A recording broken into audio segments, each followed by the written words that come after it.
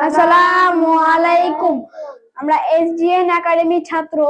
আজ আমরা সূরা ইখলাস পাঠ করব এবং ইংলিশ ও বাংলা অনুবাদ করব।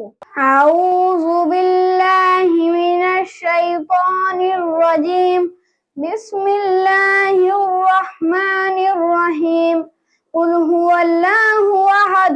বলুন, তিনি আল্লাহ এক ও অদ্বিতীয়। Say, He is Allah, the only one. আল্লাহুস Samad. আল্লাহ কারো মুখাপেক্ষী নন, সকলে তার মুখাপেক্ষী। Allah, the eternal absolute. লাম ইয়ালিদ ওয়া লাম ইউলাদ। আল্লাহ কাউকে জন্ম দেননি এবং তাকেও জন্ম দেওয়া হয়নি। He begotten not, nor is he begotten. ওয়া লাম ইয়াকুল লাহু কুফুয়ান আহাদ। আর তার কোনো সমকক্ষ নেই। And there is none like unto him. আসসালামু আলাইকুম।